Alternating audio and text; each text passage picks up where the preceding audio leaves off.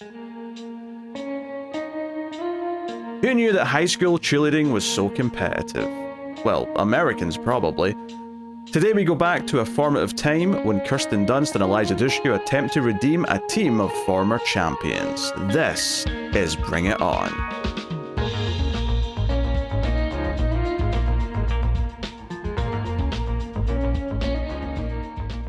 Welcome everyone to the Collector's Cut. I am Peter, and joining me as always is David.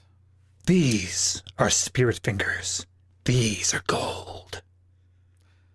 There was a few choices I thought you might go with. There was one early on about this is not a cheer-tatorship or something to that effect. This is not a cheerocracy. Yes. I'm overruling it. Yes, and she calls it a cheer-tator. That's right. Anyway. And a pain in my ass. This is a movie podcast, everyone.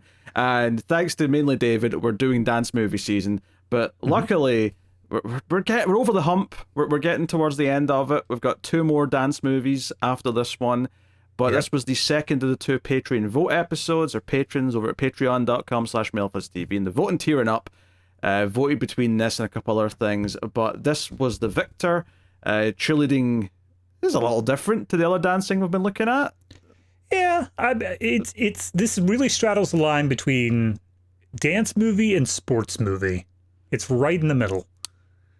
Well, some people would say that cheerleading is a sport. No, yeah, absolutely. But they're different types of movies, you know? It's a different feel to them. Well, I would say it's not... I can see why you'd say sports movie, but what it was making me think more of was a singing competition movie. Because they're talking about regionals, they're talking about nationals. It was giving me Sister Act 2 wannabe vibes. That's what I was getting from it. Yeah, I get that. So, yeah. But obviously, it's all about dance routines. And somehow this is the first one that has been about, like, a tournament. I feel like none of the other movies we've done have been about that, which is actually shocking now that I'm thinking about it. I mean, pretty much all the other dance movies are about sticking to the Reagan years. So this is the first one where we're like, oh, wait, we're in the Clinton years now. We got to do something that's all tournament-based. It's from the year 2000, which obviously changes things up. So yeah, we're talking about Bring It On. I didn't mention that already, but that's what we're going to talk about today.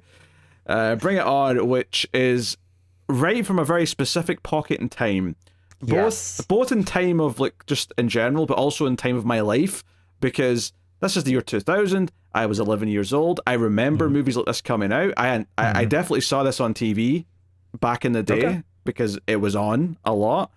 So, you know, I'll share some thoughts and sort of how my memory of this and the experience of watching it again have clashed together in some ways. But yes. Anyway, so yeah, so it's a high school cheerleading movie. They've got competitions. It's not just about cheering at the games. They've got a competition. They've got rivals, and that's the whole basic gist of it. We'll get into it, of course. We'll start spoiler free, but before we do get into it, I'll just say that if you enjoy the show, do hit the like button on YouTube. It helps us out a bunch. And of course, you can get bonus shows from me and David, as well as other bonus shows that I do with others over in Patreon. I'll tell you more about those at the end of the show, though. But as of right now, let's get episode 6 of Dance Movie Season underway. Woo! Yes, I counted in my head quickly there. Aren't I impressive? You can count to 6. Good job. Gold medal. I'm impressive. I'm impressive. Okay.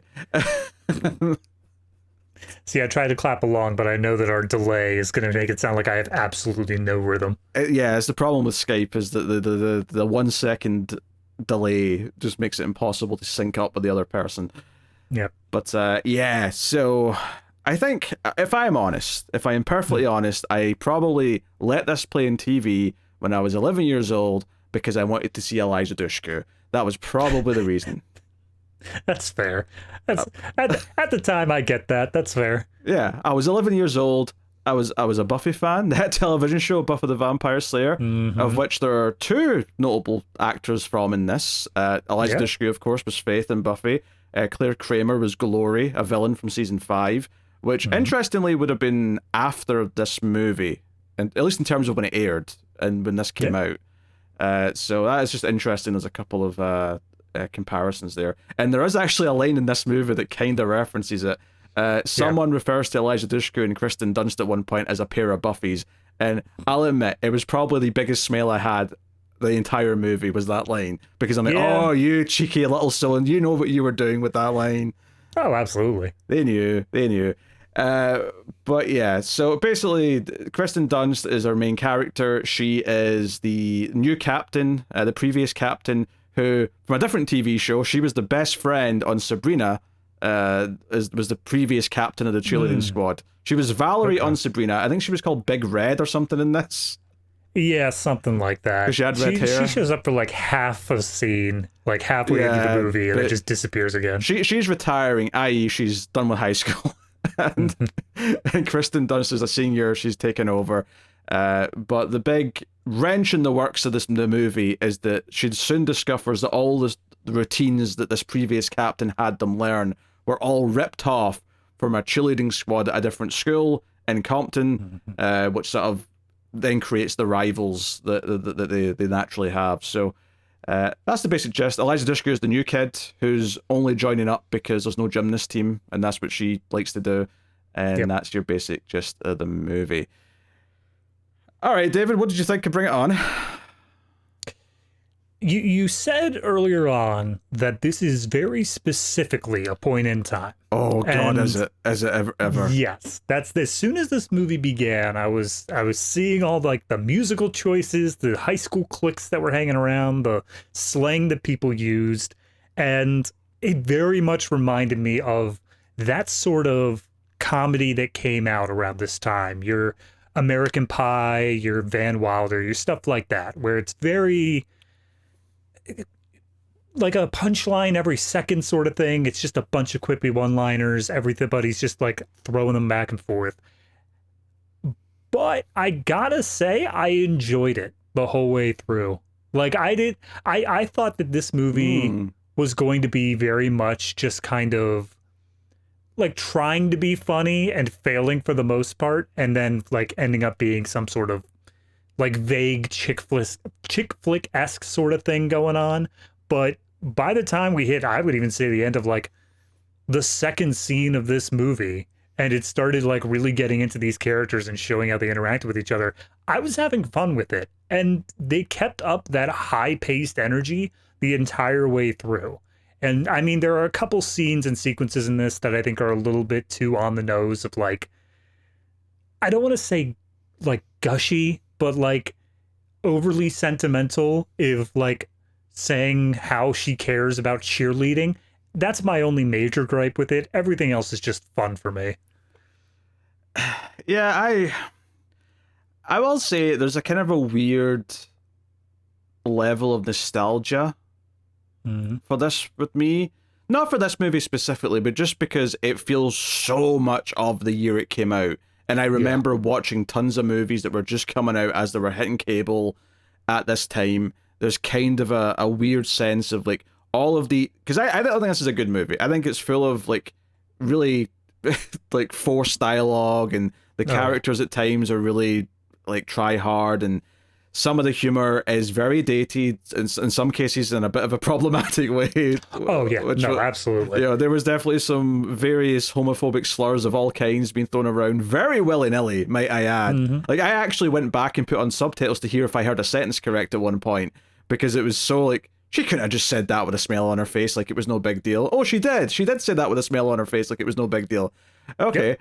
Yep. So there's a lot of that going on. So I won't say I had a terrible time watching it, because there is this kind of weird time capsule of being 11 yeyears old that's kind of associated with this. But it's not good. And I think there's a reason why, by and large, this type... Like, because it's funny, I think when you look at Bring It On from the outside, you look at it, you said you were expecting something that was vaguely like a chick flick. And I would say the premise of the movie does seem like it's trying to appeal to that audience. It's trying to appeal to teenage girls. Right. But then you actually watch the movie, and so much of it is eye candy for the boys. Like it is constant in your face, double entendres, all that kind of stuff. To the point where I'm like, okay, I guess the idea was to appeal to both audiences with this. You know, just by have it be sexy for the guys and have it be vaguely about cheerleading and a romance for the girls. I guess it struck me of the sort of way of like, this is the sort of thing that the boyfriend is dragged to the theater, but then he ends up sitting there being like, nah, I really enjoyed that. That was a good time overall. Yeah. So yeah, definitely a lot of dated elements in it, and I definitely like by the end of the movie, like I felt like not that all the music's bad per se, but definitely there was some like just like absurdly techno tracks that were playing. Oh hell yeah! And absolutely. there was at one point it cut to like a pop punk band that I didn't even recognize the song. It could have been maybe a Sum 41 or something, but it didn't really matter. It just had that general sound to it, and I'm like, okay, this is such a year 2000 ass 2000 movie. Oh yeah, no, I fully expected Universal to put out the soundtrack to this movie and hope that it would do major numbers just based off of the massive like scale of it here. And by the way, I just pulled up the soundtrack and third song listed is Sum 41. So there you go. Yeah, I'll assume I'm right. Fantastic. Yep. Yeah, I will say I am not mad that this type of movie, at least in this style where it's aggressively and shameless to its extent, is gone. It's funny though, because I did, just a few months ago I watched Bottoms, which came out last year, which is a high school movie and even has cheerleader characters in it, and I was pleasantly surprised at how good that was. And it was witty, it had something to say. This, I mean, there's a little bit of a moral to the overall story, but it's really just the driving force for things to happen more than anything else. Well, that's why I was comparing it to like American Pie and Vale and Wilder, is that those are very much movies where it's all about just the experience that the characters go through. There's not really a moral. There's not really something you leave with. It's just kind of, hey, isn't this kooky and crazy, the things that these weird kids get up to, Yeah. Also, I will say there's definitely a couple of moments, and this is just that I'm getting older now and I'm in my 30s, but there's definitely a couple of moments where if you stop and think about the fact that this is meant to be like a 17-year-old in high school doing this thing on screen, you go, this is a bit awkward actually, thinking about a 17-year-old doing this. I'm thinking in particular, there's an audition montage at one point where one of the girls just straight up does like a sort of stripper dance where she's like crawling on the table in front of them and shaking her ass, and all I could think was, if I actually imagine a real 17-year-old doing this, I feel like it's just uncomfortable. It's just imagine that, you're going to jail. Yeah, exactly. Like this is weird. And obviously this was an entire genre as you do the sexy high school movie, because for whatever reason it was for a long time accepted, and arguably to an extent still is accepted, that you can have that as a thing. You can have like sexy high school students, because as long as we all know that they're all over 18 when they were shooting the movie, we all just roll with it. I'm going to go ahead and throw this out here. Kirsten Dunst was 17 during the recording of this movie. Oh. Yeah. Everyone else was over 18, to the point where the head of the rival cheerleaders was the oldest of the supposed to be high school age, and she was 27. That's Gabrielle Union for those playing at home. Yes, and so there was a scale here. There was 17 to 27, all supposed to be high schoolers, but having Kirsten Dunst being the youngest, it's that's kind of weird now, some of the scenes that she does. She does look quite young in this compared to everyone else, I would say. There's the odd moment where she looks a little bit baby-faced compared to everyone else, and I guess that's just why. So there is that. I don't know, I remember, this is a vague memory, but I remember girls in my school, the year or whatever after this came out, being disappointed because they learned that a lot of the moves that they do in this are actually illegal to do at cheerleading competitions, and I just think that's a little funny. Oh yeah, absolutely. If anyone actually tried to do this stuff in a competition, they would be disqualified immediately. Well, this is the movie that taught me there was such a thing as a cheerleading competition, because it never occurred to me before that. I mean, I kind of just assume there's a competition for everything, and I think that mainly stems from the fact that one of my high school, maybe middle school, I can't remember, girlfriends was in band, and there was a band competition. I was just imagining middle school David with a girlfriend. I know. It wasn't good. It wasn't a good time overall. But regardless, there was a band competition, and it was at that point that I realized, everything is competitive to an extent. If there's something that requires any amount of skill, there's a competition for it. This is purely a movie thing to me. Not that there's not competitions in Scotland, but something like cheerleading, I've never met a cheerleader in my life. Cheerleading's not a thing at schools in the UK. What a shock. It's just not a thing here. In fact, I don't even know if we had a team for anything. There was probably a football team that played against other schools, but no one talked about it. No one, except the people involved, actually knew when it was happening. I mean, would there... Because I feel like football is so much strictly, like, American. I don't feel like you would... You may have had, like... Are you talking like a soccer team? Of course I'm talking about soccer, you tit. This whole movie's about a football cheerleading squad. I don't know. David, I would hope that I wouldn't have to tell you that not a single school in the UK has American football teams. Not one. That's fair. That's reasonable. I don't even think there's, like, even, like, non-school American football. Like, I guess because rugby exists, so they just play rugby. They don't have American football. Yeah, it makes sense. To be fair, I'm not huge on football, like, period. So I kind of just accept that it's a thing going on in the background and I don't pay much attention to it. Yeah, so the whole, like, this caring so much about something you're doing in high school is also very alien to me. No one cared about anything this extent in high school. But I just assume that's a movie thing rather than... Well, see, that's what I think it's trying to appeal. When you were saying that there was this phase of, like, sexy high school movies, I think that was basically trying to appeal to the high schooler audience. It was trying to appeal to this idea of, like, yeah, we get that you feel like whatever you're doing right now is the most important thing in the world. And they're not, obviously it's not, it never is, but they're not like talking down to the audience and saying, shut up, you don't know what you're talking about. They're playing along and saying like, yeah, no, you feel that way. Come see this movie that tells you that's okay. Yeah. I don't have anything to add to that. Just no, that's okay. Fair point. Even with the like sexy stuff, like obviously high schoolers are having sex. That's just a thing that happens. So the fact that they play it up so much in this, I don't feel like it's specifically meant for an older audience. It's meant to like point at the kids who are experiencing that for the first time and being like, yeah, this is probably how you end up seeing things through your very, very tiny brains. Yeah. We're just going to lean into it. Yeah, high schoolers have sex, but I don't think the way that high schoolers, not just specifically in this movie, but just in general movies, the way they talk about it and act about it is not actually accurate to how high schoolers in real life talk about sex and actually interact in sex. And I think certainly the amount of high schoolers having sex, like, I think in movies, they make it seem like every single high schooler's like had multiple sexual partners by the time they're done. In real life, I don't think that's quite as true. I think there's some people that are a bit more active and then there's some people who don't. Yeah, I think it's basically a where you are sort of thing. But I think that on average, yeah, it's a lot less than what the movies show. Can I also just throw out there when we were talking about how this is such like a pinpoint in time, the existence of Jesse Bradford, our male lead. Like, I remember seeing him in like these early 2000 films all the time, and then he just disappeared. He's still making movies. He's still there, but I can't remember seeing him since like 2004. You know, I couldn't tell you anything he's in, so I'm just going to go, oh, he's in Cherry Falls. He was in Swim Fan.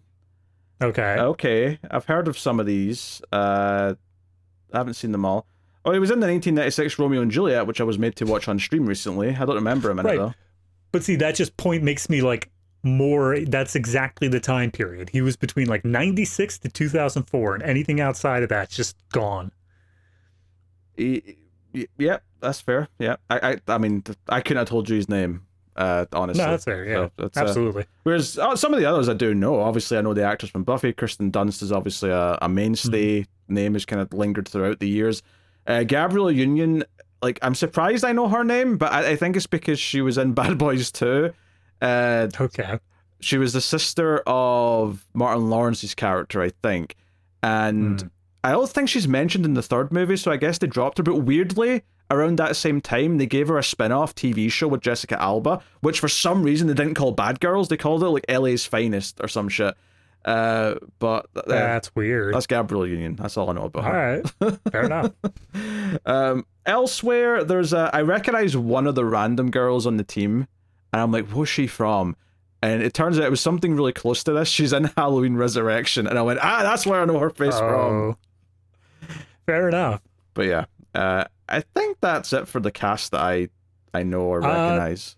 The only other one that had any sort of notoriety to me was Kirsten Dunst's dad in the movie. Oh, yeah. And that was just because he also played the exact same character in Donnie Darko, which I've seen a few times. So seeing him pop up as like the same exact dad here, I'm like, wow, all right, guess he was typecasted for a while. Yeah. All right, spoilers then, because I don't know what else to say without spoilers. Yeah, no, I mean, the only thing I would say for anybody who's even kind of interested in watching it is that it's not a surprise plot. You know exactly what beats are going to play out pretty much in order. The only thing that's going to get you is the humor, which I enjoyed. I don't know if Pete did as much. I personally thought that some of the humor here, as much as it was dated, as much as some of the punchlines didn't stick with the times, it's still, if you put yourself in that mindset of 2000, still works. It's still a good time. I don't know. It felt a little lame to me. It felt like they were trying really hard, and there were scenes, I'll agree, that definitely happens where it's just one-liners back and forth. Basically every scene with Kirsten Dunst's little brother, like all of those, like all of those were terrible. Yeah, I'll give you that. Just to say the little brother, he went directly from this movie to playing the little brother in Not Another Teen Movie. Okay. And obviously that is just satirizing exactly this type of film. So if you like Not Another Teen Movie, this is kind of right up that same alley. Yeah. Yeah. I mean, this was one of the films that made fun of, but it wasn't the only one. I think the main one was probably She's All That, I think, was the main thing they were taking the piss out of. But this was definitely in there. I'm sure there was chilling scenes in it. Oh, I'm sure. Yeah, all right. So spoilers for Bring It On. No one's... Like, also, actually, one thing I will say up front is that, not that I'm ever going to watch this again, so I don't really care that much, but I will mention that this is one of these movies from this time period. It's in this awkward phase where when they were doing HD versions of things, when, Blu-ray was becoming a thing and they wanted HD masters on the streaming services and whatnot, they just sort of pulled the same basic transfer they sort of used for the master of the DVD, which was edged enhanced and sort of like DNR'd a little bit. And it looks better on the DVD because it is higher res and it does have a higher res source, but it clearly was made for a different time when technology was different and they were making up for the fact that it was going to be presented in a certain way. And it looks kind of rough by like modern standards. Like if you compare it to other HD movies that have got good transfers, or especially stuff from around the same time period that's had like good versions put out, it does look a bit rough to me. And all I'm really saying there is that as soon as it started, I recognized it because I've seen like a good number of movies from around this time that have this look to them. We're like, okay, this has not been given the love. They've not touched the mastering of this movie since the year 2001. I mean, I don't know how you watched it. I got mine on Amazon Prime. It's just available through Prime for free if you're signed up with that. Sure. And I got the FBI warnings at the beginning saying like, don't copy this movie sort of stuff. And I was like, I'm pretty sure we take those out of the streaming movies now. I don't think those are still around, guys. Yeah, I didn't get that at the start, but yeah, that sounds like something they've just left in from the DVD. Right. Yeah, that's pretty funny. So yeah, actually the opening of the movies turns out to be a dream sequence, and I was actually glad it turned out to be a dream sequence because I was going to question what school would let their cheerleaders say a bunch of the shit that these cheerleaders were saying in their cheer. They were talking about being a whore, they were doing all sorts of things in this cheer, but it's all a dream sequence. One, to give the audience a dance because that's at least what some of the audience is there to see, and two, to sort of build up to this idea that Kirsten Dunst is having nightmares about... Do you know, actually, now that I'm describing this, did this even have anything to do with the rest of the movie? Her having a nightmare that she was naked by accident at the end of the dream sequence? Being naked specifically, no, but I think the sequence is to set forward the idea that she's super stressed about becoming cheer captain.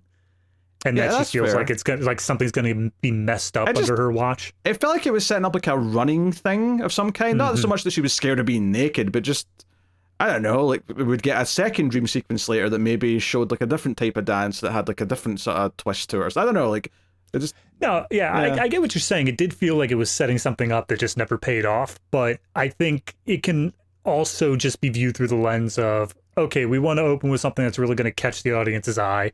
Topless Kirsten Dunst will do that to you, and then we just have to say like, 17-year-old Kirsten Dunst, as you've pointed out. I am rolling with the idea that she is past that age now, and therefore I don't have to be weirded out at it. For the record, let's make this clear. You don't see anything. It's only shot from like, the shoulders up. You don't see anything. Absolutely. It's not crossing any of those lines. But yeah, so she wakes up, her boyfriend's picking her up and taking her to school, even though he's actually off to college. Like, he's literally going straight from dropping her off to going to his first semester at college. So, okay, fair enough. He was also a male cheerleader. He just left the squad. He was actually the first sign I was like, oh god, I think I'm going to have a rough time with this movie, because every single word that came out of his mouth, the way he was speaking, like this over, like, the top Californian dude who's like, oh, you're a babe, honey, and or I don't know what he was saying. It was just a bunch of nonsense. Yeah, but you're supposed to hate him. Like, that's the key here. You're not supposed to like him. He's an ass. Well, that's fair, but most of the men in this movie talk like this. That's true. Yeah. Man, I'll tell you what. I want to see... There was a $10 million budget for this movie. I want to know how much of it was spent on hair gel. Because god damn. I was thinking that when Dushku first shows up a little bit later, like, she's got her hair and, like... I don't even know what you call it. It's dreads, yeah. It's kind of like dreads. It's like halfway between just straight hair and dreads, where she's just sort of gelled, like, clumps together. But it's not actually in proper dreadlocks. I don't know. It, again, very year 2000. It's the only way I can describe it.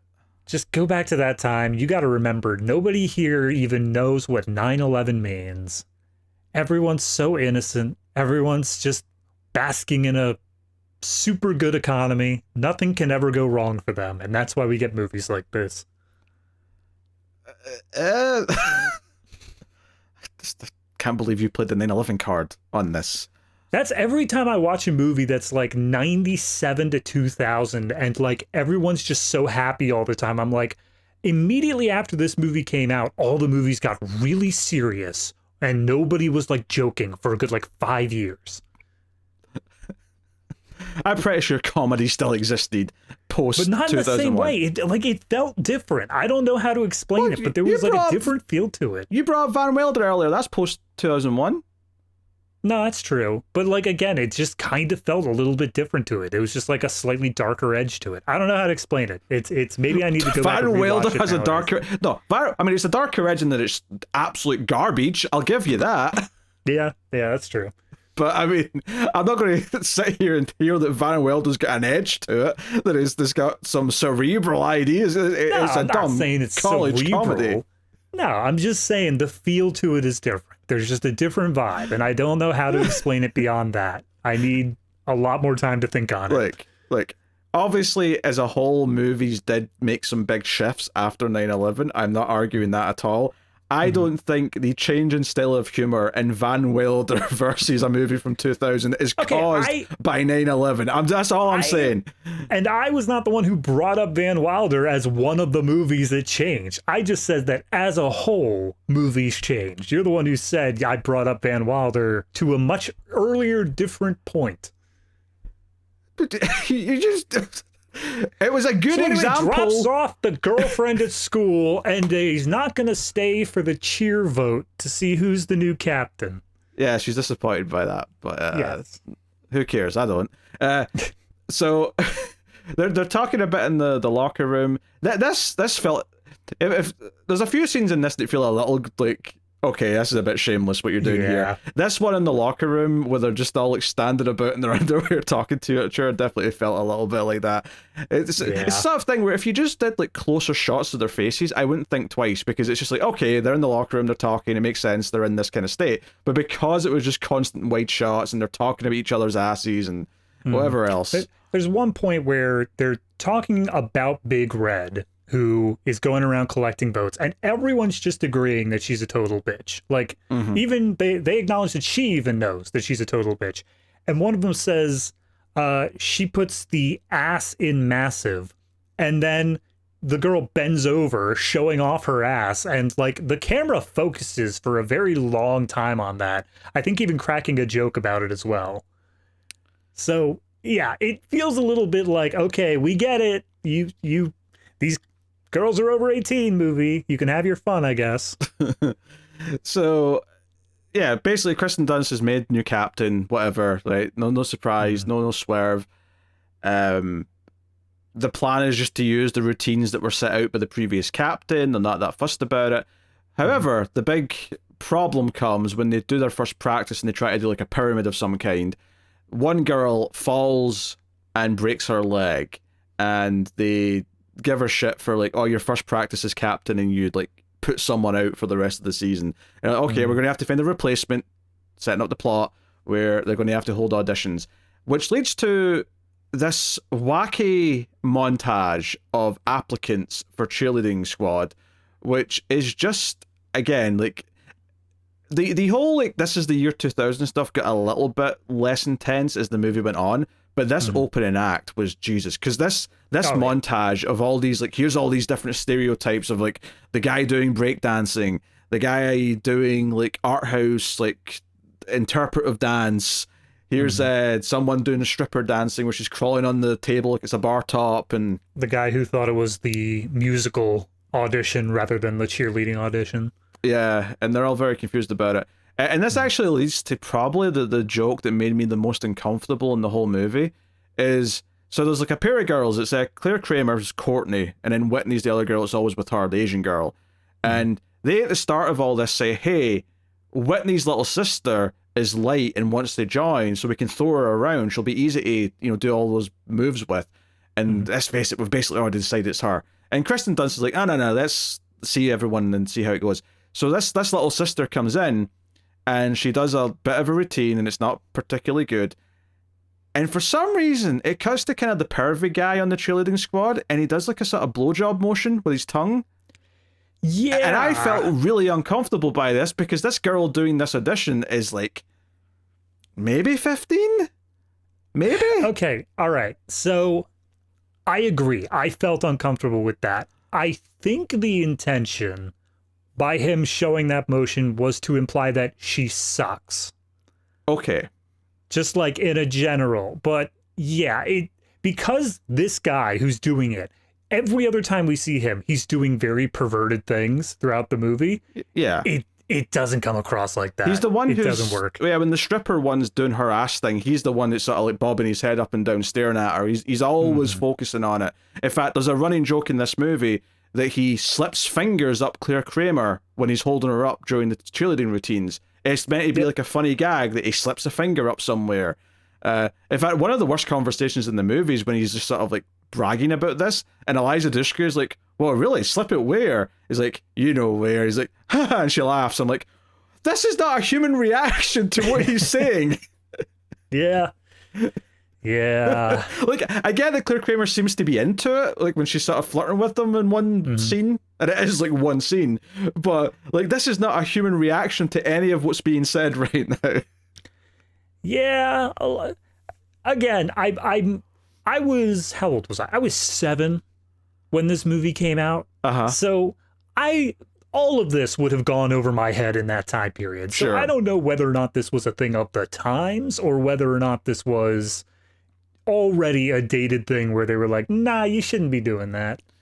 Yeah, so yeah, and I'm pretty sure a lot of homophobic slurs have already been flying thick and fast by this point. They've been throwing them around. Well, we had a scene where I think it's a math class or something like that, and we get introduced to the new love interest, who is a transfer from Los Angeles, and he comes into this smaller high school. Actually, just on that, they kept saying that he came from Los Angeles, and obviously he's the brother of Eliza Dushku, who also keeps saying she's from Los Angeles. And all I could think was, wait, where are we? We're still clearly in California. I swear it was like 2/3 out of the movie before I finally saw San Diego written somewhere, and I went, oh, we're in San Diego. Oh, yeah. Excellent. Absolutely. But yeah, no, so he gets introduced as obviously what's going to be the new love interest, but Kirsten Dunst still holds true to the whole, oh, no, I have a boyfriend. He's at college. I'm still devoted to him, sort of thing. Yeah, this is Cliff. Yes, Cliff, played by Bradford. Yeah. Honestly, his first dialogue I thought was pretty cringy as well. Like he comes walking in, and like, there's these two like guys who just start doing the loser, right? Which is really lame. But then he somehow comes across as almost as lame by sitting down and just going nowhere with his, guys, this coughing and saying loser thing's really dated. I've been in different cities, and I don't when I was in Michigan, I don't think Michigan did that either. They were into like making homemade bombs and stuff, which, by the way, him saying that they're into making homemade bombs and weapons is a joke when I stopped and thought about it for a second, went, wait, this was a year after Columbine. This feels a bit weird for him to be cracking that joke. Yeah.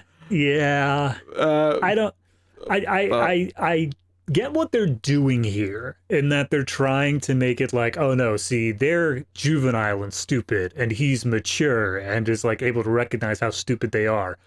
But it's one of those problems where once you make a character too mature, he just comes across as like pretentious and annoying. Yeah. And that's the vibe I got from him for most of this movie. Yeah, he's not the worst example of that, but he's definitely... And it's funny, like, we're pointing out all these things that have not aged well or that seem a bit insensitive, and some of it's just stuff that was regular dialect at the time, and some of it feels like, even at the time, this sounds like a dodgy joke. And it feels like there's a great skit that was like... It was like a short video on Twitter a few years ago that is... I see doing the rounds every so often, where it's like the joke is it's this guy who's sitting with his girlfriend who's off camera, like there's not really anyone there, but the joke is that he's sitting showing his girlfriend this comedy from like 2003 that he really likes, and it's just like a sort of quick cut of like him saying, oh, that's not aged well, oh, that's a bit racist, oh, that's a bit insane, oh, that's a bit homophobic, and then it gets to the end and the punchline of the video is like, hey, at least this song's good, you know, the song that's playing over the credits, and then you just hear the singer in the song go, and women don't deserve equal pay. And he's like, come on, right? And I'm not saying this movie's the worst offender of that, but I was definitely getting vibes of what that video was joking about as I was watching this, just little things constantly throughout. Yeah, that I didn't see that video specifically what you're talking about, but I saw something which obviously just shows that it's a recurring problem. Is someone was making a joke about how they were going to reenact all the pranks from Revenge of the Nerds. And then as they're going through and like talking to the friend about it, they're like, pretty much everything you described there is sexual assault. Like every single one of those. And he's like, oh yeah, no, I guess you're right. This movie didn't go well.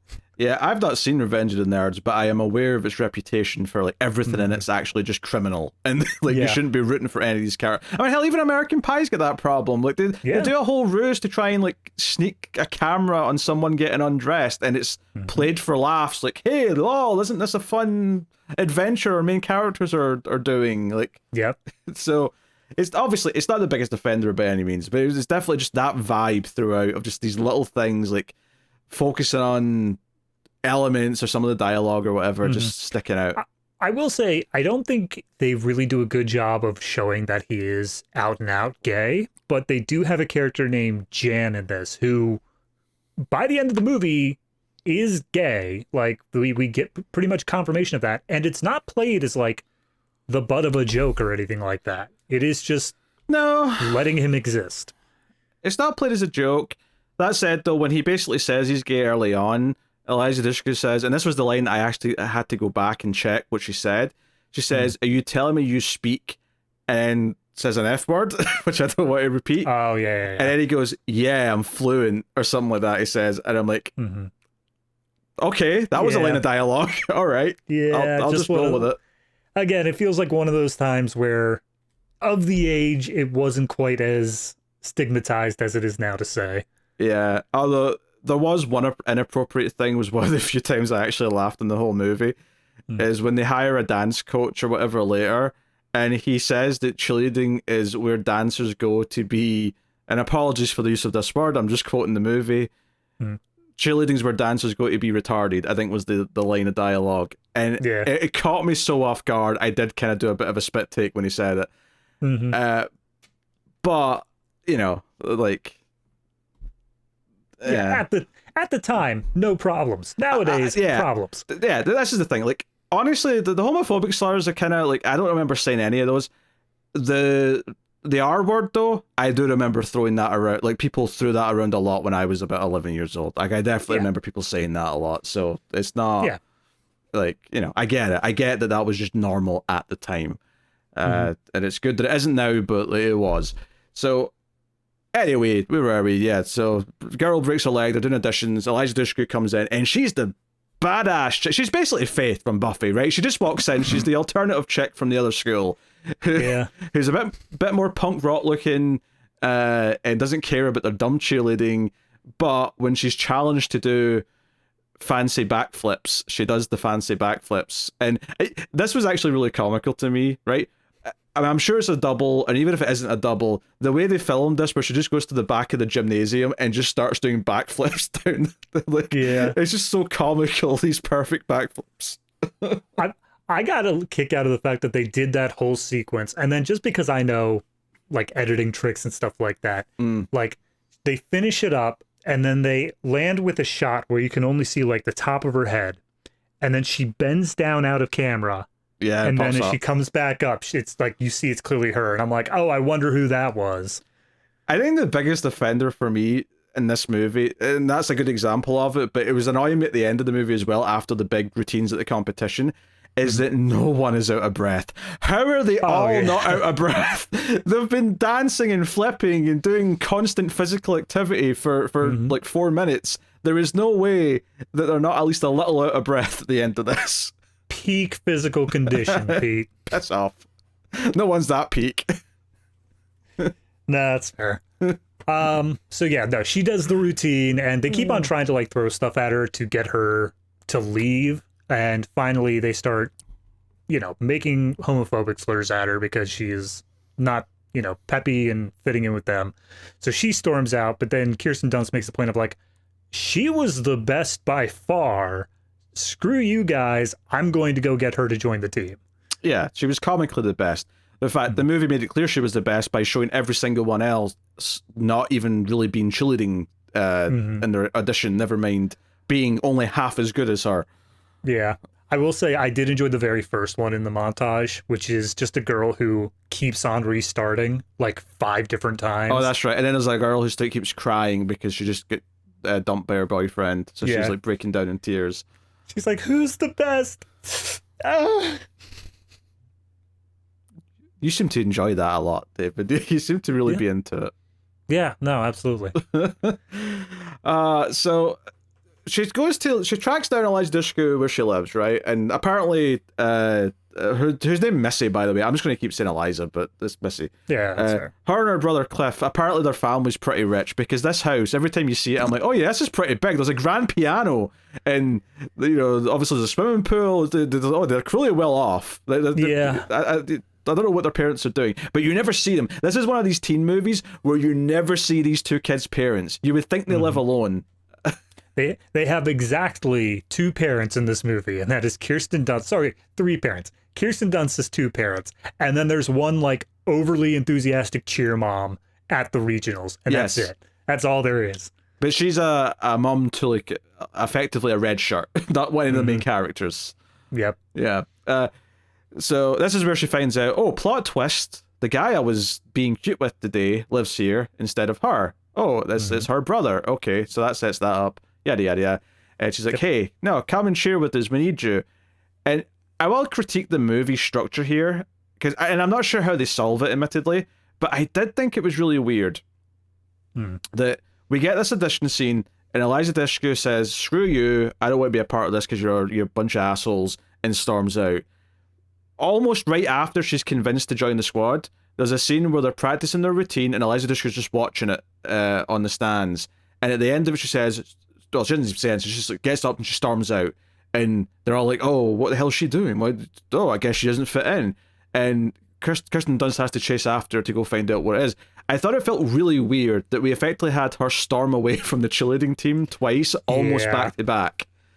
Yeah, I agree. I think it's a hard to fix problem. I think the only way I would imagine fixing it is that instead of her storming out the second time, she instead just like tries to talk to Kirsten Dunst in private, being like, hey, did you make those? And it's like, no, we didn't make them. And it's just like, okay, no, I didn't think so because this thing happened. Maybe even the better thing is to not have her storm out the first time, just have Kirsten Dunst kind of like get them into it. And then you could sort of kill 2 birds with 1 stone. But when she storms out the second time, that's when she goes to the house and meets the brothers there and just progress from there. And that's when Eliza Dushku says, hey, get in the car and I'll come and show you what I'm talking about. And that's when she takes her to Compton, and we see the exact same routine from this other team, the Cleavers, led Clovers. by Clovers. Yeah. Whatever. Clovers, basically the same thing. One's a flower and one's a meat cutting instrument. So Yeah. It's a competition. You cut the competition, all right? Cleaver makes sense. Whatever. The cleaver's fine. What are you going to do with the clover? Eh? You going to wish that you win? To be fair, cleaver would actually work better here because I believe, if I remember correctly, their cheerleading name is, I can't even remember what it's for, but it's Spanish words for basically like red meat or something like that. So that might have even worked better if they were named the Cleavers. Ah, yes. So yeah, Kirsten Dunst is appalled and horrified. She sees this exact same routine being done, and then when they're leaving, out comes Gabrielle Union and a couple of the other like main cheerleaders from that team, and it's like, hey, you hear like stealing more ideas, because they know they've been getting stolen from. Because Kirsten Dunst's cheerleading squad have went to nationals. They've been on ESPN doing these routines that they've stolen. It just so happens that this high school at Compton has never sent their squad to these regionals. In fact, it's even a plot beat later on that even though they win the regionals and are able to get into the nationals, the school can't afford to send them, and that's like that's a plot beat later. So, basically, like if this movie, like I don't necessarily think it does a great job of actually doing the plot, but if it has any kind of aspirations at all of actually having any kind of serious message, is the idea that the almost all white team from the rich area in California have just been stealing ideas from a mostly black team from Compton and getting away with it and getting success over it. And like this movie's about Kirsten Dunst wanting to try and like own up to that and face up to it and make it right. That's a fine idea. I get it. And I like it too. I like that as an idea. But I think that the problem comes down to, by the end of the movie, and we'll get to it, is that Kirsten Dunst feels like so much of a white savior. She feels so much like, you're not able to take care of your guys yourself, so I'm going to come in and fix your problem for you. And luckily the movie does kind of like talk about that in a way of like rejecting that advance. But I hate the fact that we even like went down that with our protagonist, you know? I was kind of hoping she would have been better than that. Yeah, sometimes I felt like she kept making these gestures to try and make things right, and I felt like just saying, I'm sorry, I didn't know, and explaining it and trying to like be apologetic would have been a better start. That wouldn't have felt as pandering, I guess. Yeah, I mean, that was for the entire sequence here. She's being confronted by the Clovers. I was like, how about you explain the fact that you didn't know anything that happened prior to this? Yeah, she never says that. It's so frustrating. Yeah. She's just like, I'm sorry. And it's like, no, don't say you're sorry. Say why. Say what happened. Say you understand why you're pissed. I'm pissed too, because we did not know that the routines were coming from somewhere else. Instead, she just never says these key details that would... don't get me wrong. I'm sure they'd have a tough time believing it. I'm sure they would be hesitant to just accept it at face value. But at least it would start the line of communication on a realistic place, as opposed to just like being overly defensive. I don't know. So it's a whole thing. I'm sure the Clovers would still be pissed. I'm sure they wouldn't leave that happy, but at the very least, she'd be vindicated of, I didn't steal your stuff and I didn't know it was being stolen. Yeah. And she can even, I mean, at this point, she still has to go back to the squad and like get a vote to change the routine. But I'm sure she would have been fine leaving them saying, we're not going to, like, we'll scrap whatever we've got and we'll start something new. Like, don't worry about it. We're not going to copy from you anymore. Yeah, and the rest of the team are like, it's too late to change now. Let's just use it. Who cares? Yeah. And that's what they want to do. But of course, like, that doesn't go very far. In fact, as we see when we get to the regionals, when they end up with a different routine that they've gotten from this dance guy, it turns out he's been selling the same routine to multiple squads, and they get into a lot of shit for having the same routine as someone else. And it feels like, yeah, that's what happened as well if you just used their routine. Like, if you used the Clover's routine, you'd have had the same problem. Yes and no. And this is only because of the way that the movie structures it, so it could have been the same problem, but the Clovers go on after their team. Oh, well, actually, yeah, that's a good point. I feel like they get a lot of heat for having the same routine as a team that already went on before them, when I'm like, surely both parties are equally potentially guilty here. Like, it's entirely possible that the first team copied the second team, because it's not like they saw this routine and then went out and did it 30 seconds later with no prep. Yeah. Well, I like the implication. I kind of wish we would have seen it in the movie, is that the judge comes up afterwards, talks to Kirsten Dunst, and says, like, 6 teams got sold this stuff. Like, I wanted to see it come up 6 times, and by the time the 6th person comes up, it's just like, you know what, we're just not going to do it. just never mind, and just walks off. Oh, dear. Meanwhile, Kirsten Dunst's boyfriend is cheating on her at college. We see that at some point. That's probably a good time to talk about the brother. I want to talk about Kirsten Dunst's little brother. Right? That's fine. And I'll probably just bundle a lot of his stuff together here because it's very standalone and separate. He's just kind of around in different scenes. It's the same joke like 4 times. So, yeah. Yeah, I mean, he just kind of says vaguely inappropriate things. He's playing on his Game Boy with the camera on it. At one point, he's playing Twisted Metal on PlayStation, which is fine. Good, timely, game reference. Yeah. What bothered me about that scene, though, before I get to how annoying the kid is himself, is that she grabs his controller out of his hand and storms off. And when you see the next shot, the PlayStation itself, the lid is open and there's no disc in it. And that really annoyed me. That's I made the comment to my girlfriend as we were watching this. I was like, wow, she even took the disc. That's insane. Oh, I'm so shocked the girlfriend decided to watch this one with you. No, the girlfriend knew this movie. This is one of her favorites. She was quoting the whole time through. All right. Including all the homophobic stuff? Okay, half the time. Yeah. I think my assumption here is this is less them being stupid, and doing something that just makes no sense.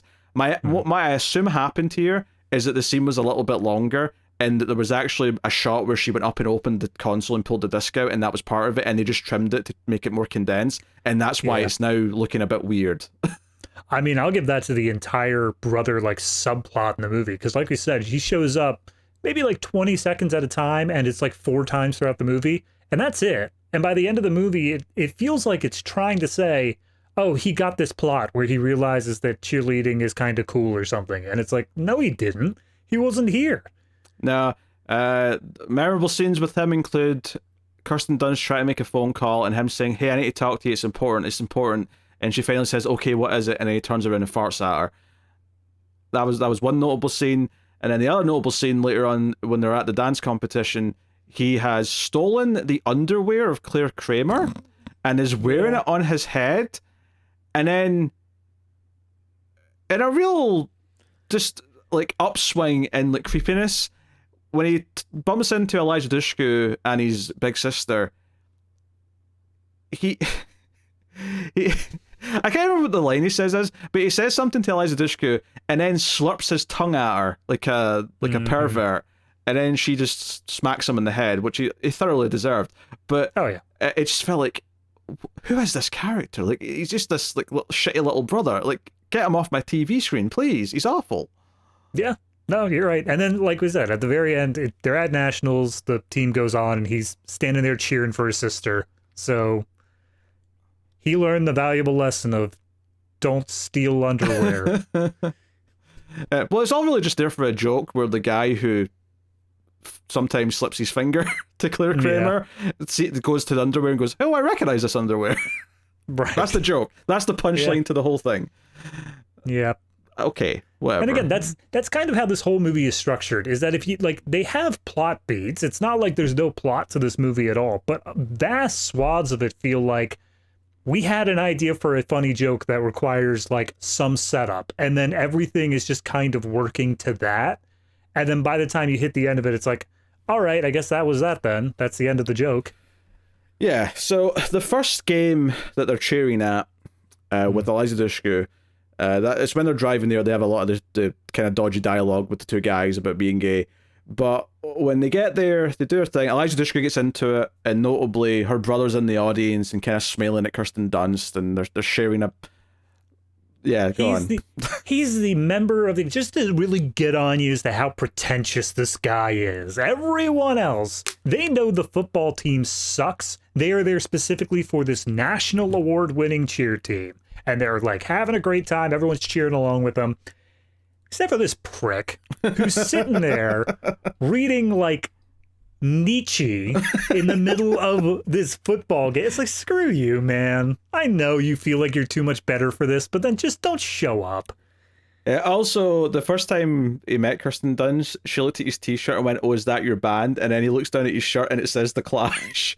Yeah. It's The Clash? No, they've been around. And then she goes, oh, how retro. And I'm like, oh god, this movie's retro now. I feel ancient. Yeah, absolutely. This movie's 24 years old. I'm going to show up somewhere. I'm going to be wearing like a Bring It On t-shirt. And they'll be like, is that your cheerleading squad? I'd be like, no. Bring it on. It's retro. No one's going to mistake you for a cheerleader, David. How dare you? I have an athletic build. It just happens to be speedrunning video games. Oh, dear. Anyway, so they did their cheer. It goes well enough. But the girls from the other high school, Gabrielle Union and her friends, show up in the crowd and start doing the routine alongside them in front of them. Is kind of like a taunt. Is like, hey, this is our routine. We know it beat for beat. We can do it in time with you. And this is kind of like what motivates Kirsten Dunst to try and get in touch with her boyfriend again. And it's the next morning where he's like, hey, hire a coach. I know a guy, and he'll teach you a new routine. And there's some stuff at the house. Yeah, before we move on to that, the only thing that I really enjoy there in that sequence is Kirsten Dunst, before the game's even over. And mind you, the football team, they specifically show, loses by like 100 points. Like, they suck. They cannot do anything. Honestly, it's a genuine running gag that the cheerleading team is successful, but the football team are horrendous. And then there's two football team guys who look down on the male cheerleaders the whole time, and they're taunting, I think it's Jan, and it's just like, oh, Jan's got a spear. Yes, he does. And Jan's like, you guys just lost. And they're like, so? And they just have to walk off sad. But no, the sequence that I like in this is that as Kirsten Dunst is turning to her team, she's like, okay, look, they called us out. We can't go to regionals with that. Who's up for doing a new routine? And almost everybody in the squad raises their hand. And then everyone in the audience also does. Like, they're all listening in here. And just like, yeah, see, all right, we're doing a new routine. Yeah, the payoff to the two jocks making fun of the male cheerleaders, though, is basically just later on, there's a montage of them training, the cheerleaders, that is. And they walk past, and what they're training at this moment in time is one of the guys is stretching Eliza Dushku, and it's it's just a sex position. That's all it looks like. Yeah. And Eliza's saying oh no, push harder, deeper. Yeah. And one of the jocks is just like, maybe we should try out for the cheerleading squad. Mm-hmm. That's your payoff. Anyway. Yeah. So there's a little bit of bonding because Kirsten Dunst is spending the night at Dushku's place, so she sort of bumps into the brother and sees him play guitar and whatnot. It's a whole thing. They have the weirdest flirting scene in any movie I've ever seen. Is this the competitive toothbrushing scene? This is the competitive toothbrushing scene where Kirsten Dunst, she was saying she was going to brush her teeth anyway when she goes and bumps into Bradford playing his guitar. But then she goes to the bathroom and actually starts brushing her teeth. And then Bradford comes in and he also starts brushing his teeth. And they keep on looking over at each other and spitting into the sink and then continue brushing their teeth. And they spit 6 or 7 times before Bradford just smiles and walks out. And that's flirting. That's their development of a relationship there. Well, you see, when you're brushing, you're doing a lot of in and out movements. So you're sort of simulating the thrusting of the sexual intercourse, you see. And got it. That's what's happening there. He's basically saying, I want to do this to you. He's saying that? That's got it. Saying. And she's saying, I think I would like you to do that to me. I think I'm into it. That's the coming together of two young sexual spirits. Gotcha. All right. So I'm just going to go ahead and say, if anyone ever flirted like that to me, I would never speak to them again. I mean, I would think it was weird, but if they say one actual flirty thing right after, I'll forget it. I don't care. Oh, yeah, that's fair. But they also didn't. He just left. He just left. I would think it's weird in the moment, but then if she said, "Oh, would you like to have sex?" I'd be like, "Well, yes, please. Why not?" I know your mouth is clean. That's perfect.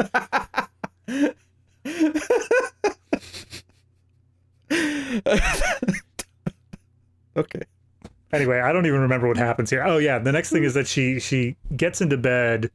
She's sharing a bed with Eliza, and Eliza's like, "Hey, do you have a thing for my brother?" And Kirsten's like, "No, actually, I have a boyfriend." This reminds me. I want to mention this line now because I'll forget it later. At the start of the competition later, Kirsten Dunst is saying, "Hey, is your family coming?" And she's like, "I don't know if my brother Cliff is coming." And she's like, "You don't understand. You don't see him like I do." And Eliza Dushku responds with, that's a good thing because that would be illegal. And I went, why was that a weird incest joke? Why did you make an incest joke there? Yeah. That was just so uncalled for. There were like 6 or 7 punchlines they could have went there, and they went with the weird one. Like, I just... not to mention, we'll get to the car wash in a bit, because this is coming up. So yeah, next morning, the boyfriend calls her. We see that he's cheating on her, but he gives her the idea to hire a dude.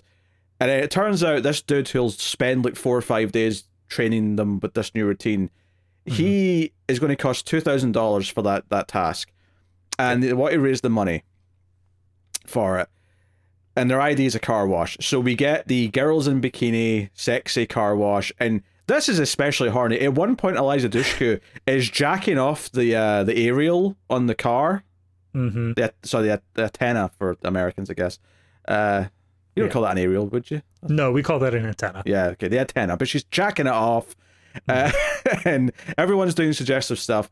And there's this moment where her brother arrives, right? And he walks in, and it goes to a shot of Dushku's boobs, right? Like, just her... It's Kirsten Dunst in the background. In the background. And then... But But Dushku's boobs just sort of come into frame, and they're just full frame.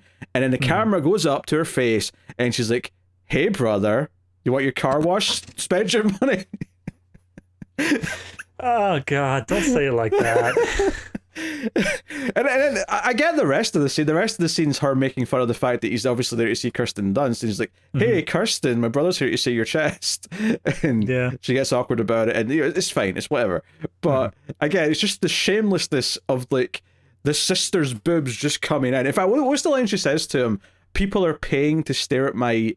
It's like people are paying to ogle me, or my goodies. That's what the goodies. That was the line. That was the word that I was looking for. Ogle my goodies. Which he naturally is like, hey, I didn't hear it described like that. I don't want to hear that. Oh yeah, well that's even the first when she moves into frame to block Kirsten Dunst, his reaction is like just like recoiling like a vampire in the sunlight. So at least it's like keeping that at an arm's length. It's saying like, no, they're not into that. We're not doing that plot. Get out of here. Which I would be like, I wouldn't even question it if it wasn't for that joke that comes later. Now I'm thinking, did the writer secretly want to have an incest plot that he wasn't allowed to do? Look, in the same time as this movie, did you ever watch the movie Euro Trip? That was a few years later. I think I did see it like on the background on cable one day. Yes, it was terrible from what I remember. But go on. It is, but like they go actual full tilt with that plot. And it's weird. It's as weird as you think it is. Okay. All right. Anyway, the car wash is a success. They have enough money. Yeah. So this over the top dancer guy comes in and like just says a bunch of stuff to them, like, you've got a fat ass, go on a diet, you wear too much makeup, you wear not enough makeup. He tells Eliza Dushku to smile, and then she smiles, and he's like, no, don't smile ever again.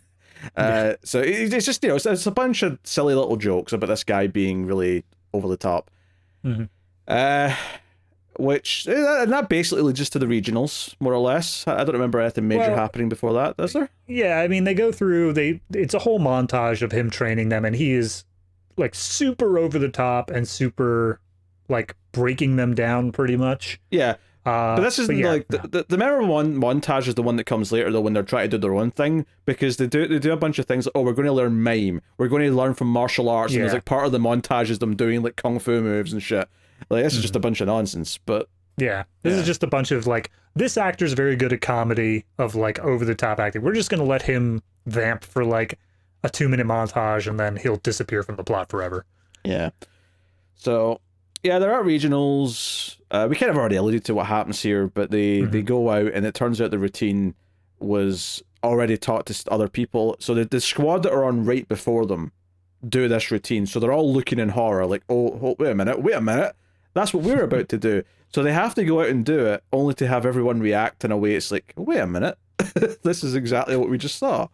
And it's the exact same track. It's like everything is 100% beat for beat the same. So, and I will give them credit, is that just from like a cheerleading perspective, they do still do it. Like, they put their effort and energy into it, and they try to end it on like big smiles and stuff. But it's just the audience who's like, Yeah, no, we're not up for that.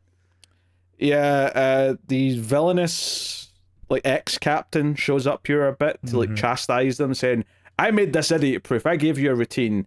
And she's like, "I don't care that I stole something. I care about winning, and you're losing. You've ruined this cheerleading squad," and really, Yep. drills her about it.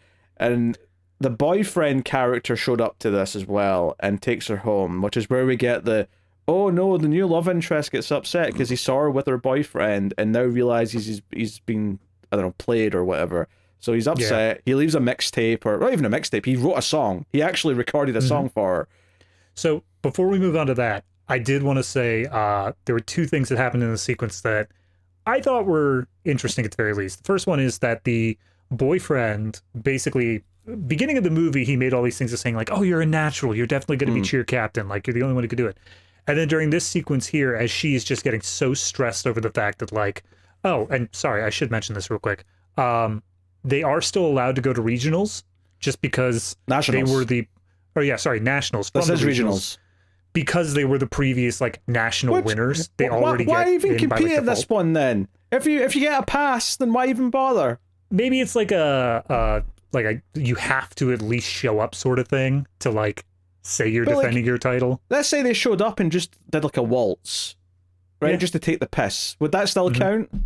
I mean, it would, but then it would like taint everybody's way of thinking of them the way that this did. So anyway, so the boyfriend here, once all the stress is getting to her, basically says, "Look, maybe you're not captain material. How about you give it up to those two girls who hate you so much and they can take care of the politics of it." And obviously this rubs Kirsten Dunst the wrong way. She starts seeing her boyfriend in a different light to the point where when he drops her off, he like gives her a kiss and then like turns away for a second to do something, and you just see her face drop. Like you just see like she's smiling. She's like, "Oh, thank you so much for driving me home." And as soon as he turns away, it's just nothing. And so she seems like she's basically done with him. And then the second thing is, as Cliff is sitting on the porch waiting for Kirsten Dunst to like give her a bouquet of flowers and that mixtape or whatever. I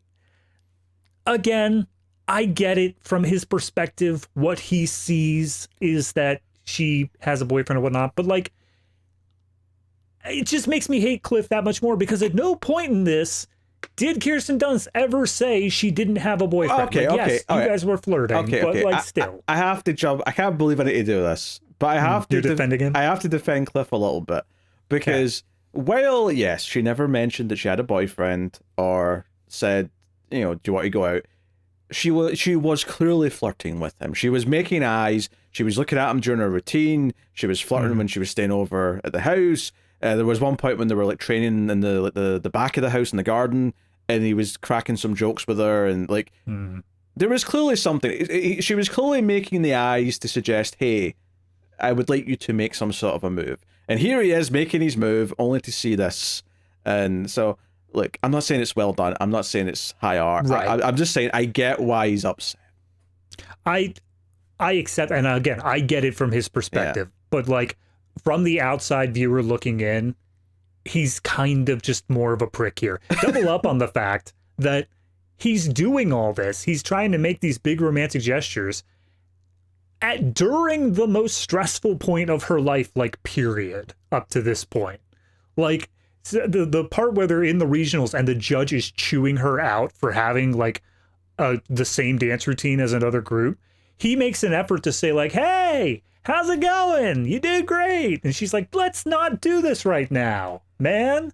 And everything about him just screams, you have no awareness outside your own little personal bubble, and I hate you. I thought that was mildly amusing because they set it up with Dushku saying, "No, don't right now. It's not a good time." And he shouts, "Hey," and then Kirsten Dunst just sort of like does the hand motion to be like, "No, not right now." And he's like, "Oh," and she's like, "So smooth, bro." Like they set it up, and it's like, okay, the whole point is that he's been a bit of a doof. So like I could understand that part at least. I guess it's obviously she's motivated though by the tape that you left her. Right, she gets all dancing on her bed with the pom poms. Which by the way, is this the only scene in the movie where there's pom-poms, which I associate so heavily with cheerleaders, and I think the only time we see them use any is when she's in her bedroom. I can't think of any offhand. Yeah, maybe some of the might be it. background characters, maybe like that we don't focus on as much, had them, but yeah, I don't remember them. Yeah. So she goes in next day. The two like mean girls are like, "Hey, like your boyfriend phoned us and said that you were giving us like captainship," and she's like, "No, I'm not stepping down. Suck it. We're going to do a new routine. We've got this. We could be motivated. We can do it."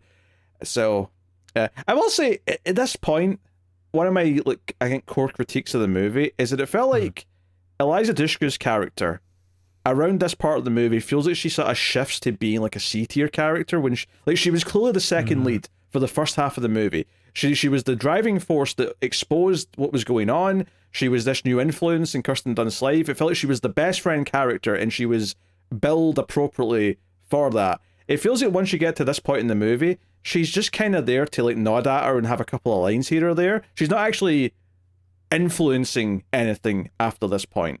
No, I fully agree with that. And I think it's because at this point in the movie, there's a shift as to what the focus even is. Up to this point, it's been, here's Kirsten Dunst trying to do as best she can as cheer captain. She was, of course, given this impossible situation with stolen cheers, and she has to make the best of it. But as soon as they make the claim and say, we're doing a new routine and we're going to work our asses off and we're really going to make this work, the movie all of a sudden makes the shift over to, now it's about making good with the Clovers. Now it's about showing that there's this rivalry between who's going to win between them, where that was never a focus before this point. It was never about who's going to win between them. It's about, you stole their cheers and you have to come back from that. So it feels like there's just this brand new plot that's layered in for the third act, which makes Eliza's character essentially null and void because Gabrielle Union comes in and says basically all the lines that Eliza would have. Yeah, I wouldn't say it's brand new. It does connect quite neatly to the first thing, but it does feel like it does change in like how it tells its story. And as a result of that, it does kind of feel like someone who felt like a main character in the first half now just feels like she's the friend character, when it felt like she was more important than that. And I'm not just saying that because I like Eliza Dushku, because obviously I originally watched this because I liked her on Buffy, but it does feel like her character just completely like fades into like a lower tier as the movie goes on. And part of that might be that Gabrielle Union goes from being just like the head cheerleader in the rival team to being more of like a character in the back half. Because the big thing that comes up here is that their team can't afford to go to nationals, even though they've earned the right to go from a merit perspective. And Kirsten Dunst immediately like, oh, this is bullshit. We have to make sure they go. And the others are like, but why? This makes it easier for us to win. It's like, yeah, but it doesn't mean anything if we don't beat them. Like, not in like a shitty way, but like, winning means being the best, and we're not the best if we didn't beat the best. So it doesn't mean, it proves nothing if they're not there to compete. So she does a whole thing where she cries to her dad to like have his company sponsor them to go. And I do like, honestly, one of the most interesting things the movie does is that Gabrielle Union's character turns her down, rips up the check and says, no, we're not taking charity from you. Instead, though, they do have to earn the money a different way, and they do it by like writing into like a daytime talk show host that does like a sort of wish thing, and that's how they get the money instead, which I guess. Yeah, I mean, it definitely, they make the point of saying that the daytime talk show like came from that same area, so it's essentially just going up against the idea of a white savior coming in and just like making everything better. They're staying within their community. They're staying within people who understand the struggle that they were going through and don't just have this money to throw around like that. Did they ever mention how much this was? What the amount was? Oh, God. Because it did occur to me at one point that assuming... And I don't think I've got any reason to actually assume this, but I thought, for some reason in my head, I thought it was like a similar amount to what the main team needed earlier for the dance guy. And I thought to myself, what, can't they just do a car wash as well? Yeah. Rather than like writing into like a TV show host. But yeah, well, that's inner city. They're not driving around cars in LA. But no, yeah, I don't think they ever gave a number for that. Obviously, it has to be less than 20,000 because that's the prize money for nationals. For sure. So that's the upper cap. And there's like 20 members in the team, so that's at best $1,000 each. Yeah. If they even get it, I bet the school takes it. Oh, yeah, absolutely. No doubt. The school's definitely, because they're the ones who are going to be like, oh, yes, thank you so much. Our school definitely needs that money. And I guess we can like rent a cheap plane to send them to Florida, whatever. Yeah. Yeah. And these are all seniors who are leaving and won't even benefit from the money that the school's raised. Oh, yeah, absolutely. But they're getting new gym floors. Ooh, yeah. Yeah. Well, there's too many broken bones and blood from all the previous cheerleaders who have like died on the job. Yeah. I do love that earlier on when they're trying to convince Eliza that this is like cheering is an actual sport and not just jumping up and down in a football game. How much she's like trying to sell. It's like, no, we're the exact same as gymnasts, but we just don't use like vaults or mats or anything like that. And like Eliza takes it to heart, but I'm like, no, there's a lot of differences. There's a big amount of differences between gymnasts and cheerleading. Yeah, I feel like that's misleading. Yeah, I would compare cheerleaders more to dancers than I would a gymnast. Yeah, I mean, don't get me wrong. It requires a lot of like there's crossover core skill build up and stuff. Yeah, like it's not completely separate, but it's much closer to dancing than it is to gymnast. Gymnast requires like 100% body awareness and like complete control over all of your muscles. Cheerleading is more so about the choreography than anything else. Yeah. So they're all going to nationals. Kirsten Dunst is trying to make up with Cliff, but he's having none of it. He's putting his CD in his Walkman and storming down the high school. Like it's not even corridor because they're California, so it's all this outdoor campus. The like fancy bastards. I get what they're doing, and I get that it looks great and all, but like, what do they do when it rains? Because it has to rain occasionally. Like, there's no way that their lockers are just facing the outdoors. Do they just take that? No, this is accurate. I know people from California who have told me their high schools are like this. No, and I'm not saying it's not, but I want an answer here. What do they do when it rains? Well, are you expected to go outside? It doesn't rain that often. I think that's the point. That's why they build them like this. And I get that, but it still does occasionally. Once in a while, yeah. Like if I live in an area where it's only going to snow like twice a year, so be it, fine. But I still want a roof on my house, you know? Well, they probably just stay in the cafeteria in the classrooms, I guess. This seems weird to me. Seems weird that all their lockers are facing the outdoors, and it's like that's how they rust, man. To be fair, I think all the lockers were like there was like little roofs like going out over the path, right? So I think you could go out to the locker without getting wet if it was raining. Oh yeah, if it was raining straight down, I'm assuming that there's some sort of like wind pushing it in as well, but. Yeah. All right. I mean, it wasn't in the movie, so whatever. I get it. Look, it's alien to me too, right? Every school I was ever in was just a building. Yeah. People from California, if your lockers are facing the outdoors, were you still expected to go to them if it was raining? I need an answer. Hell, even we had lockers, but you had to opt into them. Like, there wasn't one for every student. Yeah. Okay. That's weird. You were kind of just expected to have everything in your bag. Like, just, that's it. I mean, we had that once we at uni, as you would call it, college, but in high school and lower, everyone had a locker they could use, at least for my schools. Fair enough. My university did have lockers. I mean, there wasn't enough for everyone, but you could, get one. It's funny though, it wasn't like a proper system. Their system in my uni was basically just like, at the end of every academic year, the janitors come and like cut off all the bolts, and if you want a locker, you put your own padlock on it. And that's it. That's how you get a locker. Huh. It wasn't assigned to you. You just went up and bolted a free one. I mean, I guess that's closer to like the gym locker system where it's just first come, first serve. Pretty much. If you don't show up long enough, we're just going to chop it off. So yeah, fair enough. So there's one part of this sequence that really bothered me once they get to nationals. And it's such a nothing, but it's such a massive plot hole that I don't understand how they got around it here. Mm-hmm. So you made the point of saying, oh, is your family coming? No, I don't know if my brother Cliff is coming. They live in California.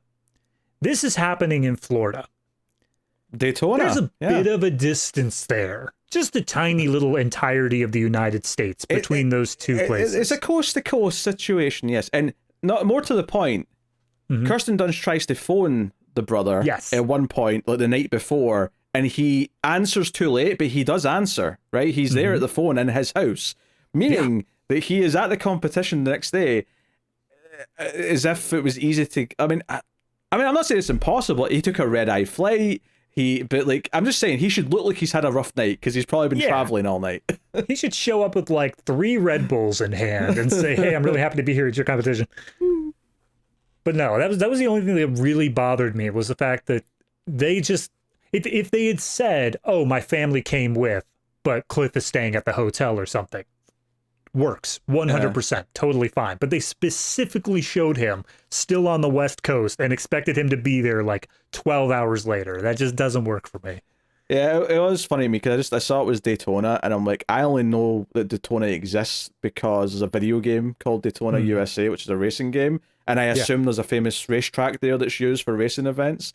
Yep. I guess cheerleading competitions also happen in Daytona. That's the claim to fame, cheerleading and racing. I mean, apparently, like, the organization that they're talking about is actually a real organization that they've gotten somewhat of the rights to, but like, obviously this was not an actual thing of like actual cheerleaders being there. This was just them using the rights to it.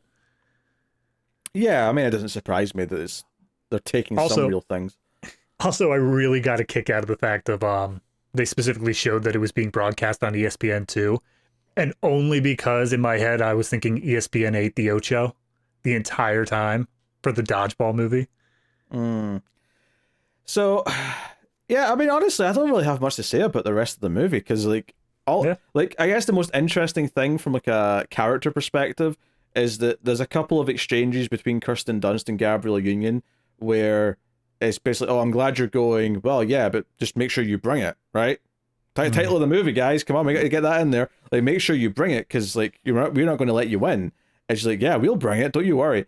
And then there's a bit right before they're about to go on, like they're in the tent waiting to hear their names called to go out and perform, where she gives her like a bit of advice to give to her team, and she doesn't want it at first, but then Gabrielle Union turns around and yells at her team, and then she also shares some advice with Kirsten Dunst, and she yells at her team. And it's basically like, hey, there's like a mutual understanding that's kind of formed between them. Yeah. And I think even Gabrielle Union says that specifically because one of her little underlings comes up and is just like, "Why are we listening to her?" And she basically says like, "Oh, we've got an understanding. Yeah. We've come to like a professional thing here where we're equals." And then you see all of the Clover's routine. Then you see all of the main team, the Rusties, the Rosties? What were they called? I couldn't tell you. Yeah, it just says Rancho Carne High School in San Diego. I'm sure they have some name. The Rosies. They're the Toros. The Toros. That's the football team, though. I don't know if the cheerleaders have a different name. They definitely said Toro, though. Like, go Toros. They definitely said that at some point. Yes. But you get their 2 sequences. That takes up a bunch of minutes. And then it's just like, okay, we're going to announce the winners. And I think the outcome I expected, having not remembered it from 24 years ago, is that the Clovers are going to win and the main team are going to get second place because that's kind of what they deserve. Ultimately, is that they showed up, they did put in a lot of work, they can feel proud that they got an honest second place, but the Clovers get to win. And I will give the movie credit in that up until the end, I wasn't sure. Like, there's so many times where it's too heavily choreographed, where, like, you know exactly how it's going to end in these sort of, like, feel-good situation movies. But right up to the end, because they showed how much of an understanding the two groups had of each other now, it felt like it could have gone either way. Yeah, it's funny, for as dated as a lot of the stuff is, I couldn't help but think this ending would probably send a certain crowd in present day to start yelling woke at it. No doubt. They'd be so upset. Absolutely. You kidding me? It was the right choice, though. It's the best ending they could have asked for, really, with what the premise of the movie is. And then Kirsten Dunst finally kisses Cliff. Eliza Dushku's just around with nothing to do. And then we get outtakes intercut with the actors all performing a dance to Mickey over the credits. Because that's the only pop song that also sounds like cheerleading in human history. Pretty much. I mean, it seemed like they actually went out their way to get like B-roll of like when they were doing different scenes of the actors doing a little bit of the song, right? But then some of it was just outtakes, and then obviously they had everyone at where the competition scene was filmed, just dancing to it. So they all kind of get their own moment to, Yeah. Oh, also, completely non sequitur now, but somewhere in the middle of them training for nationals, she went and visited her college boyfriend and broke up with him, found out that he was cheating on her. So it didn't even occur to me. I forgot about that because it's how unimportant that entire plotline was in the movie. Absolutely. It's a big fat nothing. Mm-hmm. It's kind of... It's a time capsule of what a sort of trashy teen movie was in the year 2000. It's an interesting thing to say, hey, this is what it was like. A lot of movies came out feeling kind of like this. Mm-hmm. It's not quite as, say, on the nose as an American Pie, because that's specifically about sex. Because this isn't about sex. I mean, there's a lot of like horniness to it, but it's not specifically about that. I mean, there's not a single conversation in this about I would expect a movie like this to have at least one character saying, hey, I'm thinking about having sex for the first time this, at prom or something. And there's not a single lick of that. I fully expected there to be a thing of the perverted guy at the Nationals, just like going door to door, just being like, hey, somebody order a pizza? And I know exactly what character it would have been as well. Mm-hmm. Yeah.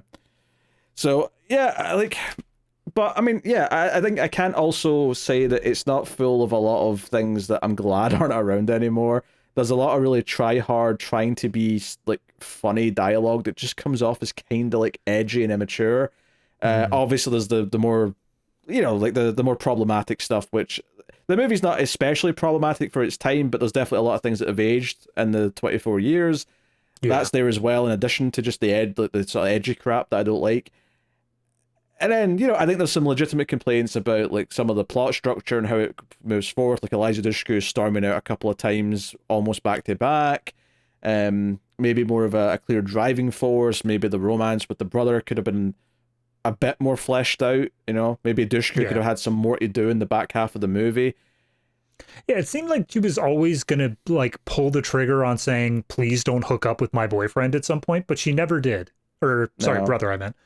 Just yeah, look at you mixing that up. That's a very Freudian That's slip. The movie, man. That's the movie doing that. Because that would have maybe been an arc, is that if at some point she started to feel a bit weird about the fact that her brother and Kirsten Dunst are like starting a thing, maybe her arc could have been at the end, she gives her blessing or something, but she never actually, which wouldn't have been great. It would have felt a bit kind of like just a shitty team plot to do that, but it would have been something.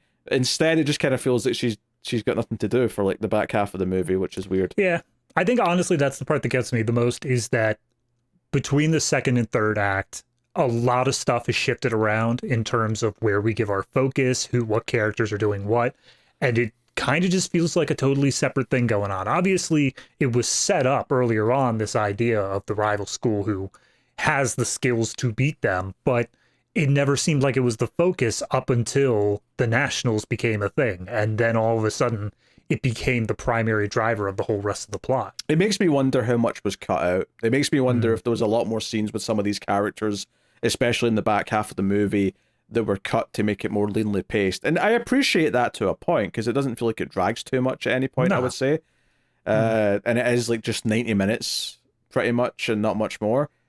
But maybe there was some stuff that could have been left in to actually feel like we didn't just drop certain things, or certain things didn't feel like they were less focused on. So yeah, I agree. And I mean, I agree with everything you're saying there in terms of structure, in terms of everything else. But I think for me, the humor that it plays off of, the snappiness of it, yes, sometimes comes across as too edgy, too much of trying to be just like this witty thing without saying anything. But I think that probably like after the first 10 minutes up until the end of the second act, I enjoyed majority of the humor it was playing with.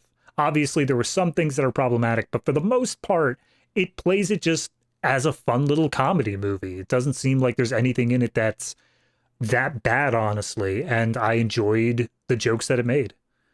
I don't think I'm as positive. I will say that if you are up for a bit of cringy nostalgia, if you happen to be, between whatever ages, I don't know, maybe between the age of like 6 and 15 when this came out, you probably remember this time period of movies and how they felt, and just kind of, how brutally mean most of the characters are, because these teenagers in this movie, like, it's something that's actually gotten better over the decades, is that they try to make teenagers a bit more realistic now, where some of them are actually kind of nice people, as well as some of the teenagery problems they have. But in this, like, they are vicious and like, oh, you're fat, stop eating donuts, bitch. Like, that is like a line at one point, practically. Like, that's how these kids talk to each other. So, and I get that it was the in thing to do with these types of movies at the time, but it definitely sticks out now. Absolutely. There was one point in this movie where I just had to like check myself for a second, and that is when Eliza tells Kirsten Dunst, get in the car, I want to show you something. It's going to show her that they stole the cheers from this other place. For a moment, in my head, I was thinking, why don't you just pull this up on YouTube? And then all of a sudden I was like, oh wait, hold on, we're in 2000, I need to change this. Hold on. Honestly, it's actually very convenient that there happened to be a game on where they would be cheering today, and just at the right time, that when they arrive in Compton from San Diego, just in time to see them cheer. Like, that's very much that thing in movies where they'll say, oh, turn on the radio, and then the news broadcast will be the exact story starting at the right time so you can hear all of it. That's what that was, but in a much bigger way. I also would have been straight up pissed if I was Kirsten Dunst. I am in the middle of school day. Not only that, in the middle of a practice. And I am told, hey, get in the car, I need to show you something. And then we drive, no joke, they show a street sign over 100 miles away to just go see some other cheerleading group that is performing. Like, no, you don't drive 100 miles away with the only justification being get in. This is the sort of thing where when I saw this when I was a kid, I probably didn't realize the distance they drove there. But now at least, I mean, I can't tell you the distance between Compton and San Diego, but I have an idea that it is at least a few hours driving. Yeah. Like, it's a bit of time. So, actually, on the thing you mentioned YouTube, there's something that stuck out to me is kind of weird, actually. This is not a critique, it's just an interesting observation. Is that in the credits when they're doing the outtakes plus them all singing and dancing to Mickey? I know what you're going to say, yeah. Some of the shots were like vertical, and I had a moment where I'm like, wait, why are they vertical? People didn't film things on their phones like they do now. That was so weird to me, because I was like, oh my God, this is an Instagram reel. Why are they doing this far in advance? Yeah, it's so weird. Obviously, there must have been like some weird creative like choice being made here, but to like spotlight the actors or something, but I was like, this looks like something you'd see in a modern movie to emulate something being filmed on a phone, except that's not what's happening here. No, it was because I caught it too. As soon as that happened in that last like montage, I was like, wait a minute, hold on.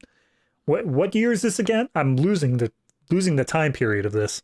Yeah, it's very, very, very odd. Very, very odd. But yeah, I don't think it's a good movie. I think it's perfectly watchable, and I don't know if even that's just because I grew up in this era, so there's a little bit of like a cringy nostalgia quality to it.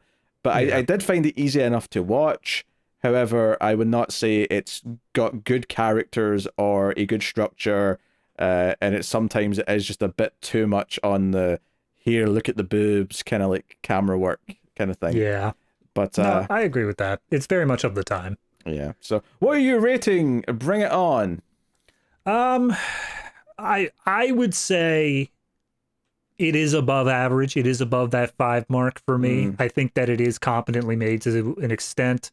It does feel very much of the time, but I think viewing it through you can't compare movies made back in the 1920s or whatever to our sensibilities nowadays. You have to be able to take them as they were. And I think that for being a dumb teen comedy, where I've seen many bad examples of it, this one is a fine example. So overall, I don't think I'm going to push it that much further over the average mark. I'm going to go with a 5.5. Okay. Yeah, I feel like teen comedies is not a genre that I just think that highly of in general, which is partly why I was so surprised at how much I like Bottoms, because I thought that was really good, and that came out last year. I would recommend that, everyone. But for this, it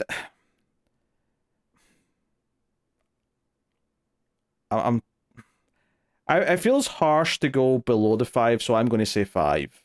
Okay. All right. I'm going to say 5. 5 Absolutely. out of 10.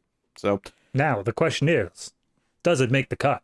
No, it does not make the cut. Yeah, I agree. I'm not going to say this is something like, obviously, like you were saying before, having it playing in the background on cable when like it's already going to be on, that's the perfect amount of saying this movie should be around. Yeah. I don't think you need to go out and seek it.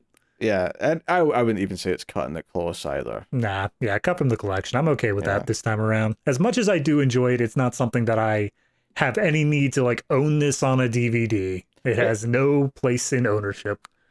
It was nice to watch a movie from like a more modern era when most of what we've watched, and I'm not counting Climax in that because that was like a weird art house thing. Yes. This was a teen dance movie that was made in the year 2000 versus all the 80s ones that we've done, because that was kind of the heyday for it. So it was interesting seeing a more modern perspective on it and like how they handle it.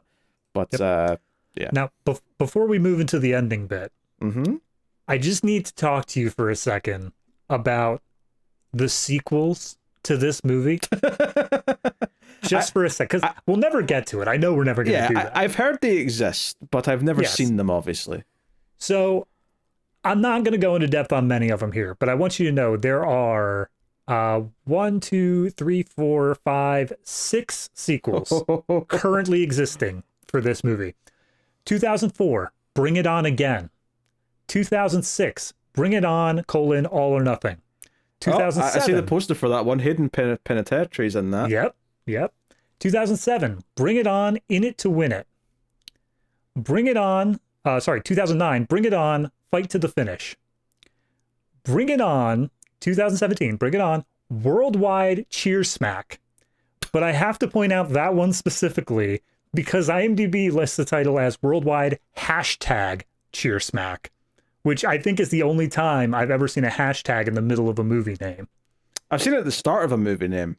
But not in the middle of a movie name. Because that's like a stylistic thing. This is just like, no, we want this to be trending. But here's the one that gets me, Pete, because if somehow... Was on your one in 2017? Some way.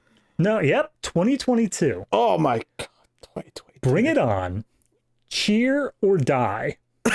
Is it a horror movie? It is a horror movie. I'm gonna give you the basics here. A group of cheerleaders are practicing in an abandoned high school after night, and they are picked off one by one by a serial killer. All right, I now want to see Bring It On 7 or whatever number that was. Yep, number 7, Cheer or Die. I look forward to seeing that on Screams. That's legitimately a good bonus episode idea. I might have to bring this up with Tim. All right. It is a sci-fi original. Of course it is. Of course it is. Ah, dear. Yeah, it's funny actually because Eliza Dushku was in a horror movie called Wrong Turn back in like 2003 or something like that. And that's another one where you like, if you check the wiki, you're like, wait, there's 6 sequels to that? Now, she wasn't in the rest of the sequels, I don't think. Maybe she popped up in the second or something, I don't know. But it's just one of those things where, wait, that's how many? There's Scorpion King's another one. There's 5 Scorpion King movies. I know, Scorpion King always surprises me because every once in a while I want to bring up to you, hey, let's do the Mummy movies. And then I remember that if we technically go all the way on that, Scorpion King has to be involved. Yeah. Well, anyway, that's Collector's Cut, everyone. We've got 2 more dance movies left. We're almost done. We're almost through it. Next week on the show, we will be looking at something a little bit different. We're looking at a movie. See, normally, one of the shows that I promote here at the end, a Patreon show, is the Criterion Cut, where we review a Criterion Collection movie every month. We're actually doing a Criterion movie on the next Collector's Cut, because we're doing Frances Ha as the next dance movie. So, little treat, maybe a bit of quality before we wrap up dance movie season. I think we'll be pleasantly surprised, but I say that knowing absolutely nothing about Frances Ha. I mean, it came under the tag of dancing when I was searching IMDb, and that was good enough for me. I think that's it. Yeah, written and starring Greta Gerwig. So. Yep, and directed by Noah Baumbach, I assume. Yep, that's who it is. So.